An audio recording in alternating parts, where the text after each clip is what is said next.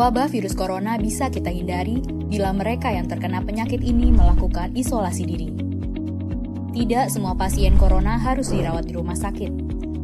Mereka yang tidak termasuk kelompok rentan cukup melakukan isolasi diri di rumah.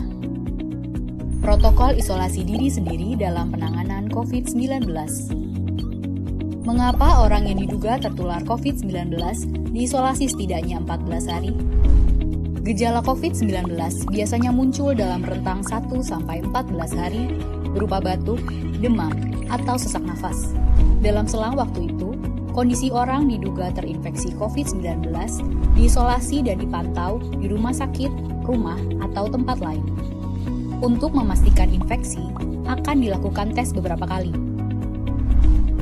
Apabila Anda bukan kelompok rentan seperti lansia atau memiliki penyakit kronis lain seperti diabetes, jantung, kanker, penyakit paru kronik, AIDS, penyakit autoimun, dan sejenisnya, maka Anda dapat secara sukarela atau berdasarkan rekomendasi petugas kesehatan melakukan isolasi mandiri.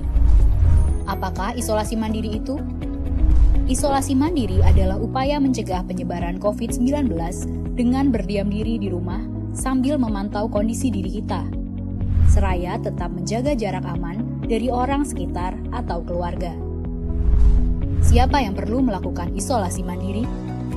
Siapapun yang memiliki gejala sakit seperti demam, batuk atau pilek, nyeri tenggorokan, atau gejala penyakit pernafasan lainnya, atau termasuk dalam kelompok orang dalam pemantauan atau ODP, yaitu orang yang pernah berkontak erat dengan pasien positif COVID-19 dan atau orang dengan riwayat perjalanan dari negara atau transmisi lokal COVID-19.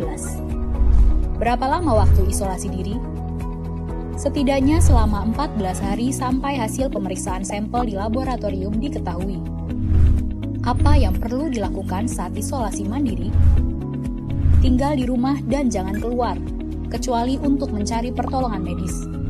Sebisa mungkin, gunakan kamar terpisah dan selalu jaga jarak setidaknya 1 meter dari anggota keluarga lain. Selalu gunakan masker selama masa isolasi diri. Ganti masker secara rutin apabila basah atau kotor. Lakukan pengukuran suhu harian dan observasi gejala seperti batuk atau kesulitan bernafas. Hindari berbagi peralatan makan seperti piring, sendok, garpu, dan gelas, perlengkapan mandi seperti handuk atau sikat gigi, dan juga benda berbahan kain, misalnya pakaian atau selimut. Terapkan perilaku hidup bersih dan sehat seperti makan makanan bergizi, rutin mencuci tangan dengan sabun dan air mengalir, serta melakukan etika batuk dan bersin.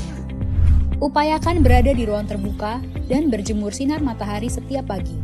Jaga kebersihan rumah dengan cairan disinfektan, terutama untuk area atau permukaan yang sering tersentuh tangan. Hubungi segera fasilitas layanan kesehatan bila sakit memburuk, seperti mengalami sesak nafas. Apa yang tidak boleh dilakukan saat isolasi mandiri? Tidak boleh keluar rumah, termasuk untuk bekerja, apalagi ke ruang publik. Bila sangat terpaksa harus keluar, gunakan masker dan hindari transportasi publik atau tempat ramai. Tidak boleh berbagi alat makan, mandi, dan pakaian bersama anggota keluarga lainnya.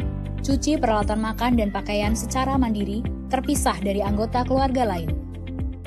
Bila harus berbagi kamar mandi atau mesin cuci pakaian, maka bersihkan dengan desinfektan setelah dipakai. Bagaimana menjaga pertahanan tubuh selama masa isolasi mandiri? Tetap terapkan pola hidup sehat, antara lain dengan makan makanan bergizi seimbang, perbanyak buah dan sayur, istirahat yang cukup, lakukan olahraga ringan, dan hindari merokok atau minum alkohol. Isolasi mandiri bukanlah sesuatu yang sulit, namun membutuhkan komitmen baik dari diri sendiri maupun keluarga dan orang terdekat.